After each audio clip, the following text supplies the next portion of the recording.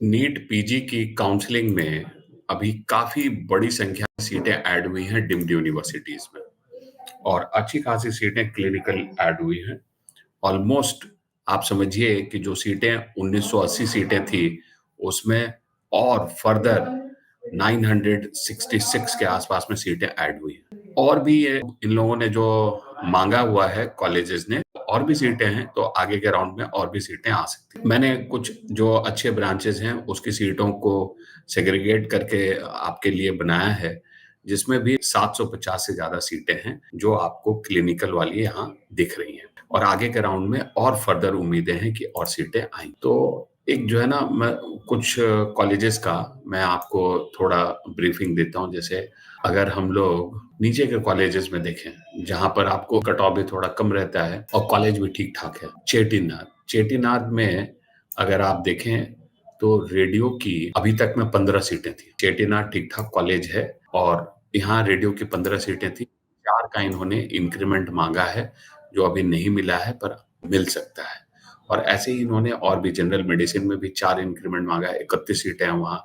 35 general surgery की सीटें हैं। 4 का इंक्रीमेंट मांगा है, अभी इनको मिला नहीं है, लेकिन आने वाले वक्त में ये मिल सकता है।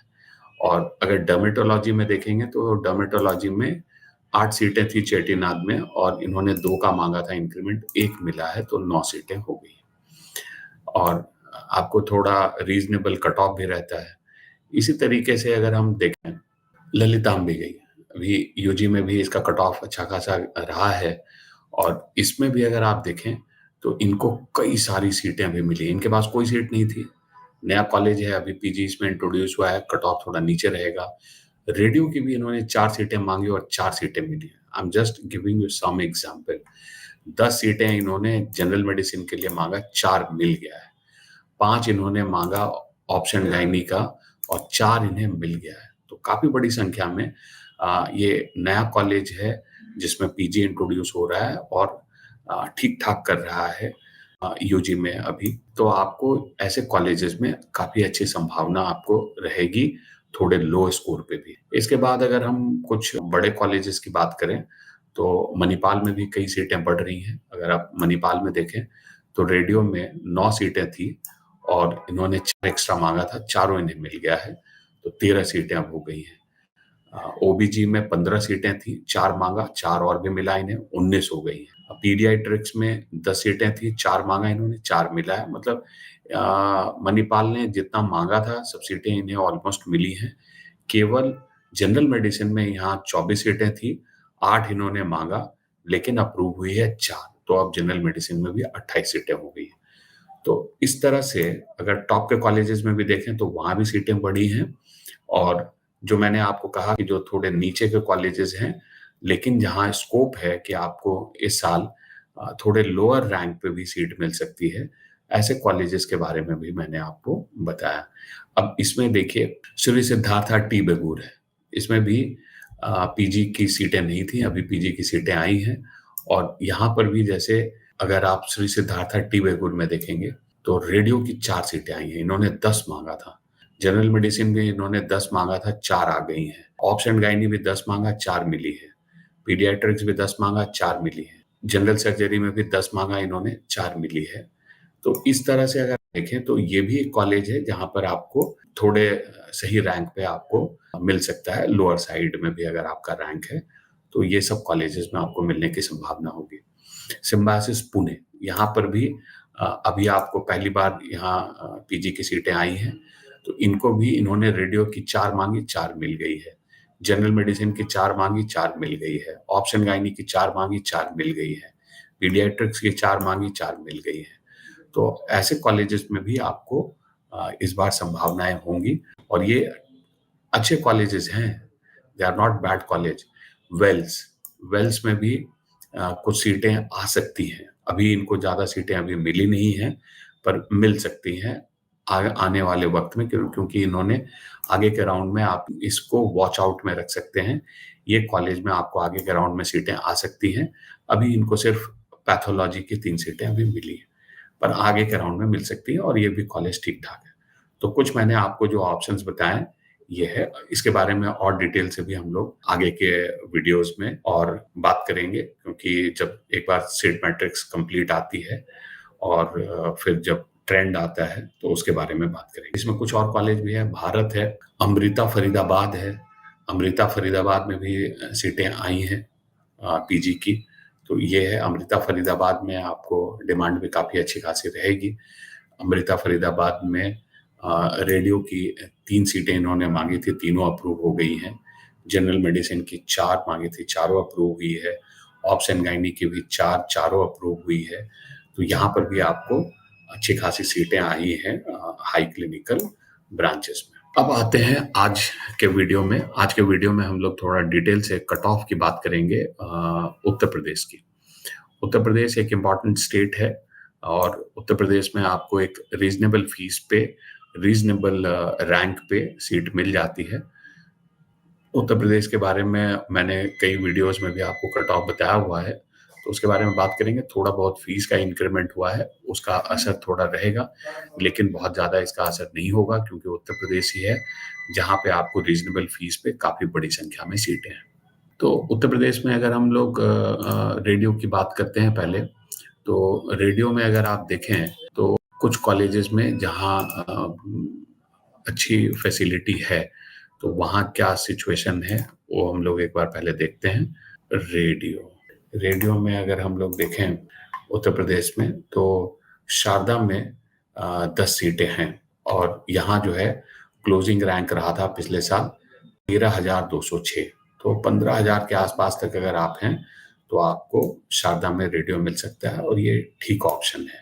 सुभारती में थोड़ा फीस को लेके और ये सब को लेके इसमें रहता है प्रॉब्लम, पर कॉलेज अच्छा है। और अगर आप देखें तो रेडियो जो है 37,000 रैंक तक मिला है। तो अगर ऐसा होता है तो फीस अगर थोड़ी बढ़ के भी आती है तो भी वर्थ है। सुभारती में आपको सीट लेनी चाहिए। अगर आपको 30,000 रैंक तक भी सुभारती मिलता है तो it's a good option. Shri Ram Murti Smarak Bareilly देखेंगे तो यहाँ 19,160 तक सीट मिली है रेडियो की, ये भी अच्छा ऑप्शन है। इसके अलावा जो है मुजफ्फरनगर, ये भी एक अच्छा कॉलेज है, 18,163 तक मिली है, तो ये ठीक ऑप्शन है, यहाँ आप जा सकते हैं। तो उत्तर प्रदेश के ये कुछ अच्छे ऑप्शन हैं। इसके अलावा रोहिलखंड में बड़ी संख्या में सीटें हैं रेडियो की, 16 सीटें हैं और ये जो है 27,900 तक मिला है। तो ये एक अच्छा ऑप्शन है। और थोड़ी महंगी फीस में अगर आप जा सकते हैं तो तीर्थंकर महावीर भी अच्छा ऑप्शन है। यहाँ आपको 30,000 रैंक तक सीट मिल सकती है। 8 सीटें हैं और 29,064 रैंक तक ये क्लोज हुआ था। और अगर माइनॉरिटी कॉलेजेस में देखें तो माइनॉरिटी कॉलेजेस में हम लोग एक बार एरा को भी देख लेते हैं।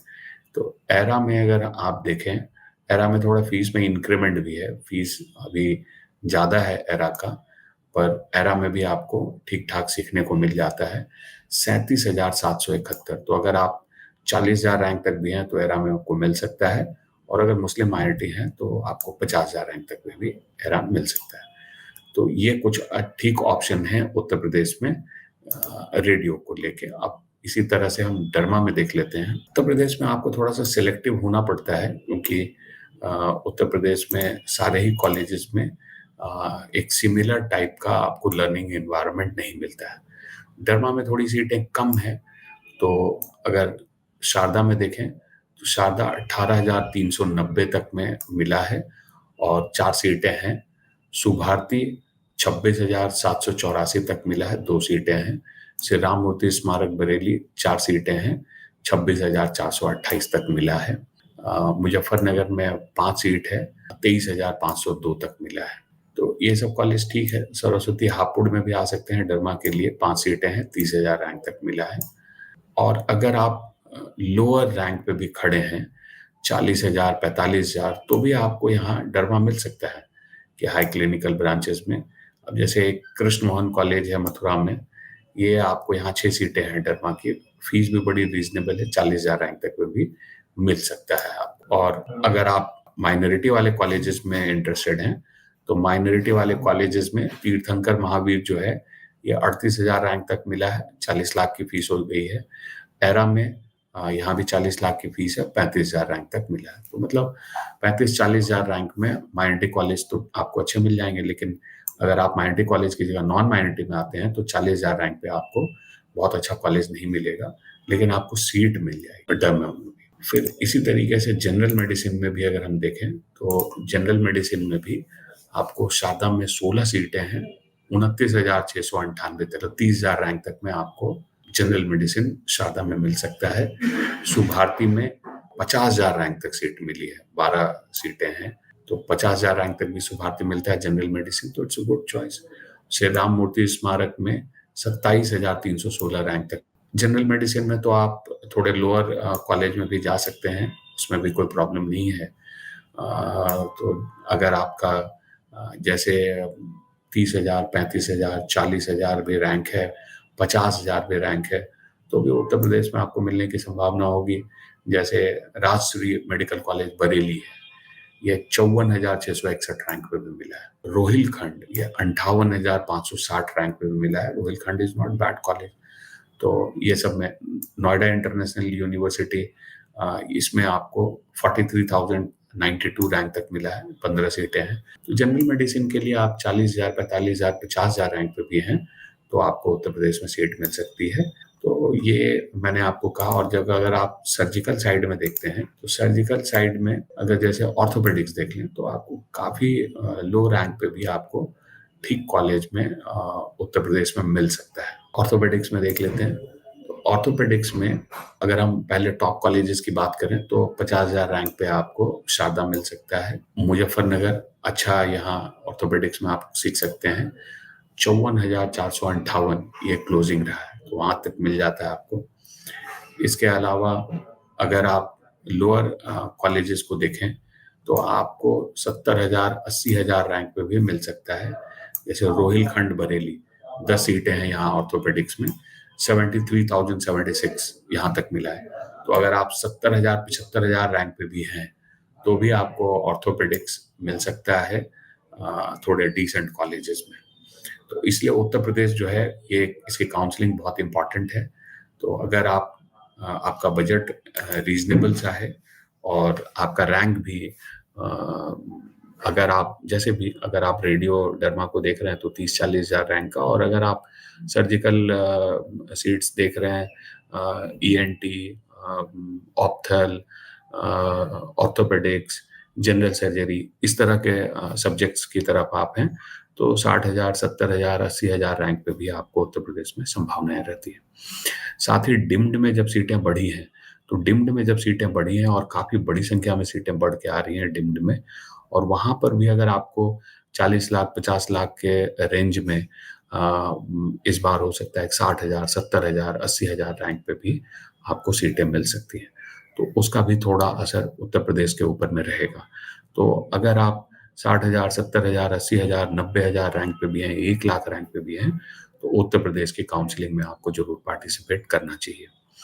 तो आज के सेशन में मैंने आपको बेसिकली 2 चीज़ों पे बात की है। एक है कि डिम्ड में जो सीटें बढ़ी हैं तो उसका असर, डिम्ड में जो सीटें बढ़ी है उसका बड़ा असर इस बार काउंसलिंग पे आएगा, और वो आपको उसका जो रिपरकशन है जो डिम्ड यूनिवर्सिटीज के काउंसलिंग पे होगा, उसका असर आपको उत्तर प्रदेश में भी देखने को मिलेगा। तो उत्तर प्रदेश में थोड़ा बहुत फीस का इंक्रीमेंट भी उसको नलीफाई कर देगा, क्योंकि अगर सीटें बढ़ती हैं तो आपको कट ऑफ उसी आसपास में रहेगा, क्योंकि तो उसका असर उत्तर प्रदेश में भी देखने को मिलेगा। अगर आप चाहते हैं कि हम लोग आपके लिए सारी सर्विसेज जैसे रजिस्ट्रेशन, चॉइस फिलिंग, डॉक्यूमेंटेशन, ये सब पार्ट आपका हैंडल करें तो आप हमारा पेड गाइडेंस अवेल कर सकते हैं। 2026 या 2027 के लिए नीट का प्रिपरेशन कर रहे हैं तो आप बॉर्ड मास मेंटोरशिप अवेल कर सकते हैं। बॉर्ड मास मेंटोरशिप के बारे में डिटेल जानने के लिए स्क्रीन पे दिए गए नंबर पे कॉल करें और हमारे चैनल पे बने रहिए। हमारे चैनल पे आपको बहुत सारा कंटेंट मिलता है। वेबसाइट भी जरूर विजिट कीजिए boardmasseducation.com, वहां पर भी आपको बहुत सारा कंटेंट मिलता है फ्री ऑफ कॉस्ट। साथ ही आप हमारे व्हाट्सएप चैनल, टेलीग्राम, ये सब पे भी आ सकते हैं।